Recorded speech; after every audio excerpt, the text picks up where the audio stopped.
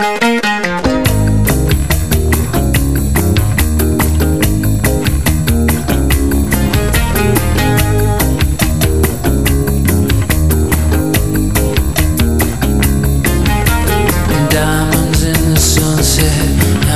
5 minutes after 10 o'clock. Thank you for tuning in. There's more than one difference between men and women, and one of the differences is often pointed out that sometimes you ladies are a little bit more serious than us guys, and us guys never grow up. You always hear that, right? You're just a little boy your whole life, right?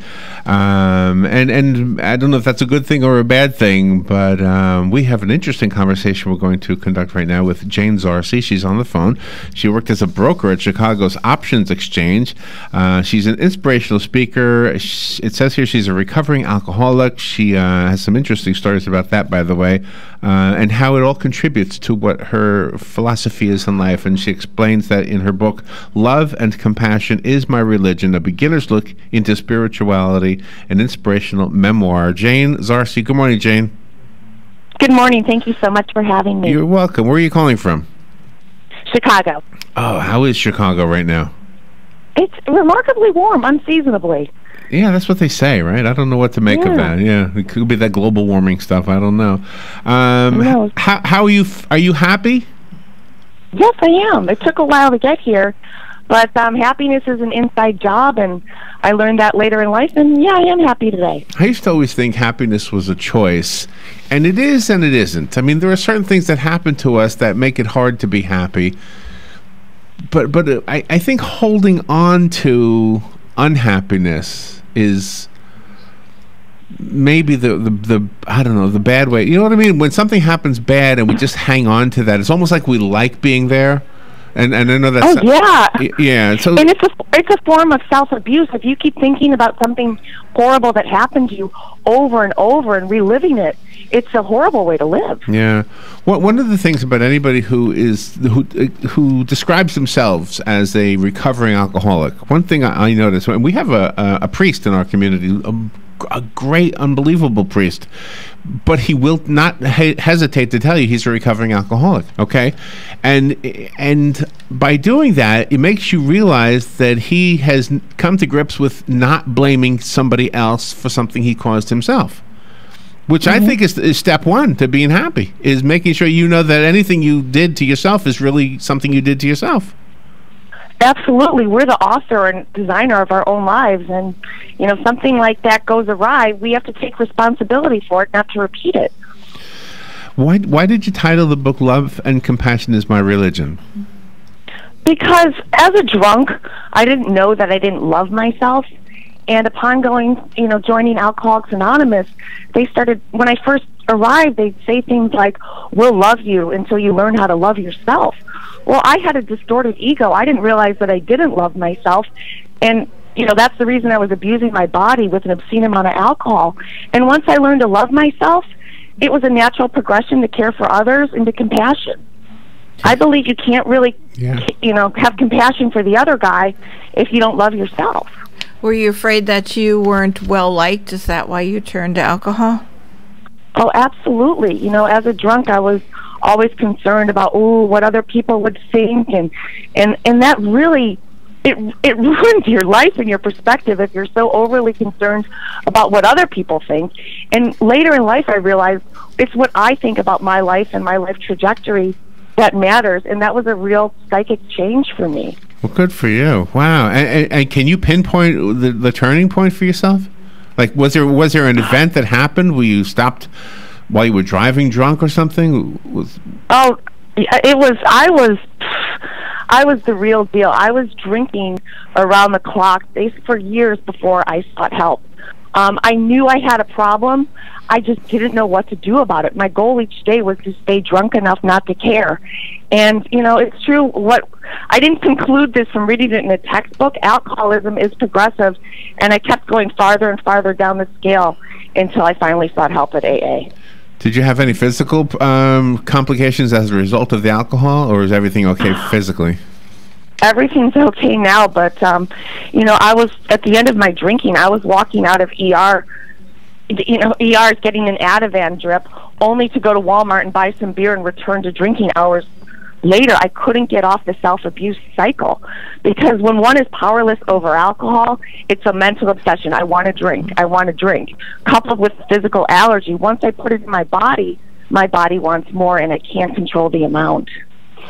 Even though you're out there telling your story, we really do hope that a lot of people listen and take a good look at themselves, but sometimes people will be in denial and ignore that. How did you get over that stigma? Oh, that is so true. You know, the first step is to really be honest with yourself, and it's not easy. You know, as a drunk, I made such a disaster out of my life that when I put the plug in the jug to honestly look at that was very difficult. I felt like I had to reach up to touch whale poop. I felt so terrible about myself. But at least getting out of the denial, because you can't change anything you don't acknowledge. It's like being immersed in quicksand. One has to first admit that you're drowning in quicksand before one could conceptualize a way out. So you are obviously a very smart lady, and so were you? Was your brain telling you one thing, but your addiction was telling you another? Was your addiction kind of like a second brain? Basically, there's no cure for alcoholism. The only proven treatment is spirituality, and I didn't know anything about spirituality until I joined AA. So, I could not quit drinking, relying on my own self-will or my own intelligence. A lot of people think it's an issue of low moral character or lack of willpower, but that's just not the case with addiction. So help us understand that. Take us a little bit deeper into that very point we were making right there. Spirituality, are we talking about religion, or is it something different? Is it something different? In my understanding, it's something different. When I first joined AA, they were talking a lot about God, and I thought, oh boy, I just want to quit drinking. I don't want to be bombarded by a bunch of holy rollers. But when I realized I was drinking myself to death, so I was faced with two choices: either continue drinking yourself to death or accept spiritual help. And when you're faced with that dying nature, I was willing to learn everything I could about spirituality because I didn't want to die. Okay, and so I think I want to come back to that a little bit, but I'm going to go somewhere else and then come back to it. Do you think that other addictions or habits that are out of control, an out of control habit is really not that different than an addiction, and I'm not a psychologist, but they don't say you're addicted to soda, but if you're constantly drinking it, it's I don't know. But do you think it's connected in a similar way to the spiritual thing you're talking about? I believe that if you are reaching for something externally to change the way you feel, I don't care if it's booze or drugs or food or gambling, you're suffering from some sort of spiritual malady. Okay. If you're trying to fix what's going on in you with something external, I believe it all starts with what's happening inside. Okay, so you take your alone time and do you look within yourself? How do you explore your own spirituality? Well, when I first got to AA, they were all talking about God, and I didn't want to. AA is not church; it's a worldwide organization that does not cater to one religion. So, back to the honesty thing. They said you have to be honest, open-minded, and willing. That's an acronym for how. And so I had to be honest that I had a problem. I had to be open-minded to the concept of a power higher than myself. I had to find a power greater than alcohol to preclude myself from drinking myself to death. And then I had to be willing to do the work. And that's a very interesting observation, especially when you said that AA crosses all religious boundaries, because you need one person, one entity to focus on. And if you brought up in a Jewish household or a Christian household or whatever you're brought in on, everybody recognizes the power of God. Absolutely. And that's why we believe in an all-loving, all-inclusive God that's available to anyone with just a mustard seed of faith. And you can share with other people. You don't have to feel that stigma about having one religion over the other. Absolutely. The book is called Love and Compassion is My Religion. It's written by our guest, Jane Zarse. You're a philosopher. It says here all these things, and I think the word philosopher needs to be added to this. We need to take a little break, and then we'll be right back with Jane. We'll take the weather break and whatever else we're doing here. This is The Source, WOCA. The weather is brought to you by myfwc.com. Safe boating is no accident. So this Monday, partly sunny. There can be a shower in spots, especially during the afternoon hours. The high 79 on the coast, 84 inland. Partly cloudy and mild Monday night. Watch out for some fog late at night and into Tuesday morning. The overnight, though, 62 to 66. Later Tuesday, partly sunny and warm with a shower in spots near the coast. The high 80 at the coast, 86 inland. From the Florida Weather Center, I'm meteorologist Joe Lundberg. Hey, this is Matt Wilkerson from Verizon. You work all day, right? So why would you want to spend your night out shopping for that new phone? Well, Marion County, let me and Verizon help you out. I can deliver to your home or office, saving you precious time. Phone, tablets, internet, home phones, even accessories. Whatever you need, we will deliver free of charge. Call me at the store, 352-528-0020. That's 528-0020. Come to the 4th Annual Habitat Strawberry Festival on March 4th, 2017 at the McPherson Government Complex. The festival's goal is not only to have vendors, food, a car show, a kids zone, live entertainment featuring one flight up, a lip sync competition, police versus fire department pie eating contest, and all things strawberry. But to also raise funds to build a habitat home for a family in our community. Check out the website, habitatocala.org, and follow the link. The Habitat for Humanity Strawberry Festival is March 4th with breakfast served at 7:30. Free parking, free admission. Do you like RVing or just like to look? The Ocala Rv Show begins March 2nd at the Florida Horse Park, and on Wednesday, March 1st at 9 o'clock, Dave Kelly with the Florida RV Trade Association will be our guest to let us know about this year's exciting event. So be sure to listen at 9 a.m. when Dave will be with us to give us the latest scoop on RVing. On AM Ocala Live, right here on The Source, WOCA 96.3 FM and 1370 AM. Beautiful Moments Party Rental presents the Ocala Wedding and Events Expo 2017 on March 9th. This event has caterers, photographers, florists, musicians, plus food, fun, and more. Brides, bring your bridesmaids and friends alike. 100% of ticket sales goes to the Inflammatory Breast Cancer Network Foundation, and they're only $10 each. So mark your calendars for March 9th from 5 to 8:30 p.m. for the Ocala Wedding and Events Expo at Beautiful Moments Party Rentals, 3400 Southwest 60th Avenue. Questions, call 307-8180. That's 307-8180. 18 minutes after 10 o'clock. Thank you for tuning in this Monday morning. Jane Zarse is on the phone. Her book is called Love and Compassion is My Religion, and most of what we've been talking about is her ability or her success in recognizing that she was an alcoholic and how she's a much better person now. And she doesn't say she's cured. Nobody ever does when they're they don't say former alcoholic. They say recovering alcoholic. Yeah. Jane, can I share something with you? My sister passed away in 2008. Is that right, Rob? 2008. So it's been a while. It's been a while already. She had been raped when she was a child, 11 years old, I think she was. Am I remembering that right? Yes. Robin? And we never knew, as the rest of the family, we never knew till years and years later. It was a cousin that did it. And when we knew, then all of a sudden, all of her life choices started to make sense. And she had 4 brothers, I'm one, and none of us had the self-esteem issues she had, and our parents brought us up all the same, but she had this self-esteem thing going on. She didn't feel she was worthy of anything. And so the men she would choose when she got older to be her boyfriends, they weren't always the best. And if any of them are listening, I'm not talking about you. but she had her own struggles with alcohol too. And the prep material that was sent to talk to you mentions self-esteem. And I've often thought that's the one thing I wish we could instill in all people, and especially young women. Don't let anybody make you believe you're not worthy. How did you deal with that whole self-esteem thing? Oh, that was difficult. My self-esteem was completely annihilated.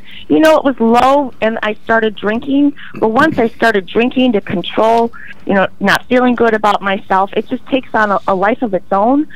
So I had to basically retrain my brain to be positive. back when I was drinking, a lot of my self-talk was negative. Nobody loves you. You're never going to get out of this. And then when I quit drinking, when those old tapes would start playing, I'd have to recorrect them. You're on a better path now. You're already okay. You know, I had to retrain my brain with self-talk. So do you know why? Are you able to articulate why you've had low self-esteem? Sure. I was looking for it in the wrong place. I always thought, oh, if I had the right clothes, or I drove the right car, went to the right... I was looking for it externally. Growing up back in the 80s, a lot of emphasis was placed on external achievements, and I was focusing on that, totally neglecting my internal life. I mean, it was dormant. And when I reversed those two, things started to click for me. I'm wondering how many ladies and people, maybe both genders, I wonder how many people can hear what you say and really relate to it. And if they hear you, who seems like somebody who got a grip on it and got an understanding of how to control that and to make your life better, that's probably why people would pick up the book and try to figure out what you did so they can emulate what you did. I would hope so. Yeah, I mean, just simple tricks. Like, I'd look myself in the mirror and give myself a hug and say, I love you. You know, I really had to...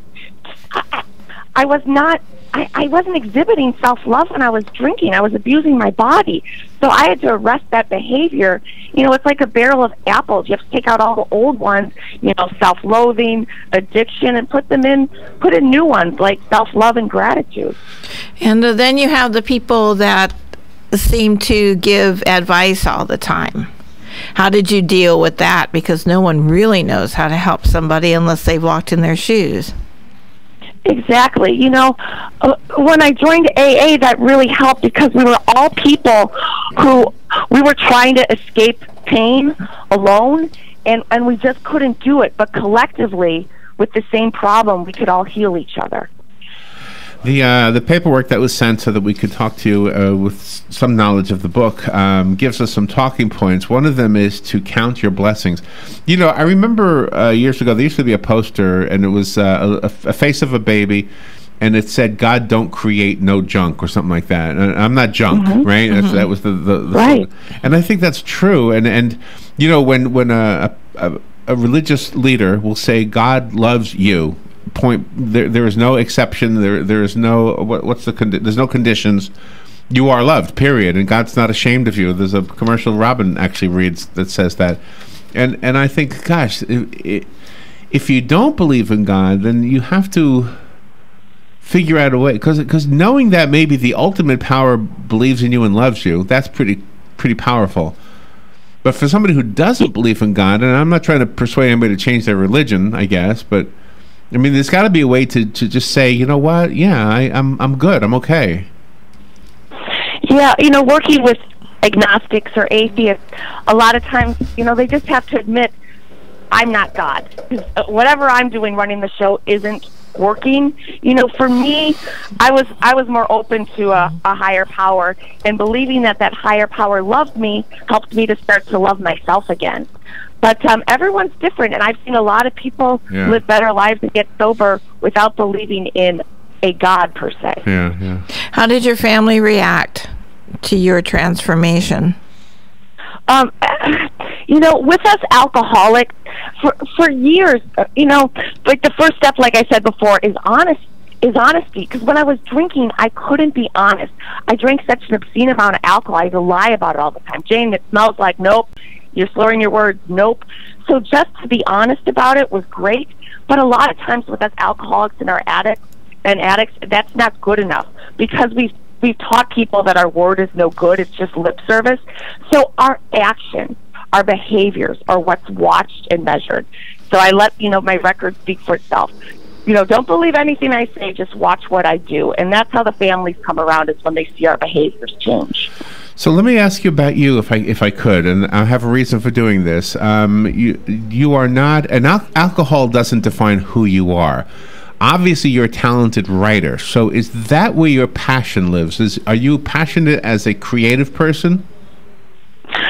I never used to be, but then when I got turned on to this whole internal power thing, it's about what's coming inside from you as your passion. If you can couple your passion or your talent with helping other people, that's where the rubber meets the road. Oh, I love that. Okay, so if the first thing here says, don't let anybody steal your crown. Your crown might be your children. Your crown might be your achievements. Your crown might be your progress.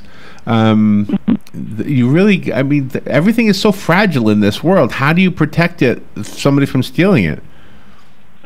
Well, I'm in charge of it now. I never realized that before. I thought other people in other situations dictated my happiness. And then I realized, you know what, the keys to my happiness are in my own pocket. I just had to be taught how to use them. So it comes from within, and you know what other people think of me is none of my business. And I really believe that. You talk about group, the people in the group helping each other. Is it also good to be one-on-one with someone?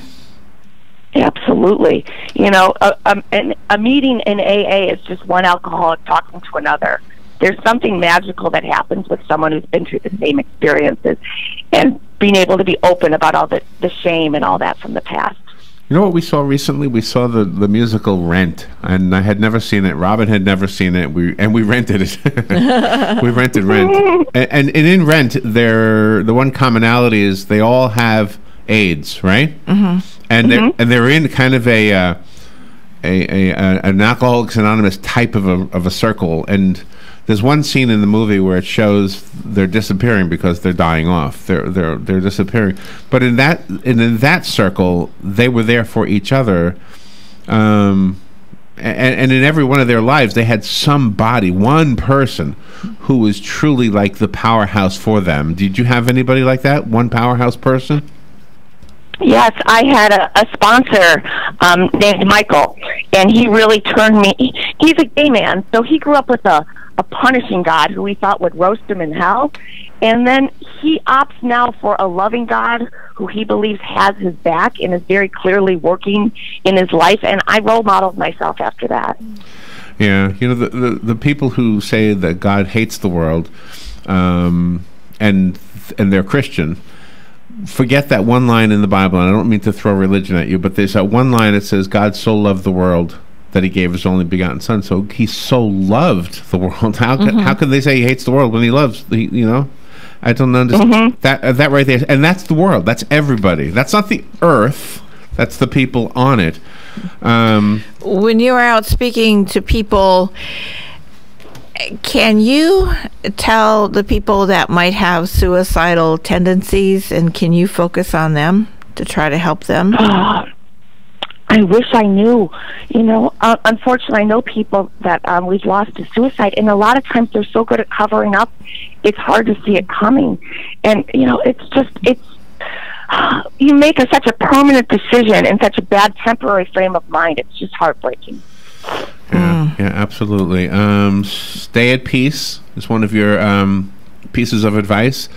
Stop allowing yourself to be upset. Wow, that's a great thing to tell yourself. Not always easy to accomplish, right? No. Well, if you can pause, if you feel your blood boiling, if you could just pause and not be reactionary, because you know how when you fly off the handle, it takes so much more time to get back and then restart over. But if you could just not get to that point, try to preclude going there, it's a lot easier.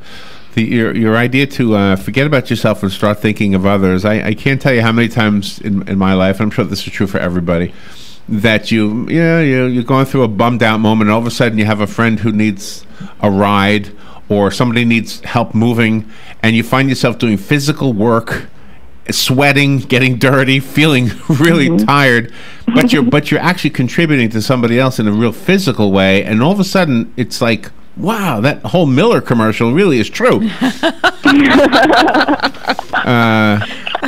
love the conversation. Jane, thank you. I love this conversation. The book, again, is called Love and Compassion is My Religion. Jane spells her last name Z-A-R-S-E. And I went to, what website did I go to? What was your website again? Oh, www.loveandcompassionismyreligion.com. Okay. Jane, thank you for being on the air with us today. Good luck with everything. Thank you so much for having me. Have a great day. All right, we will be right back.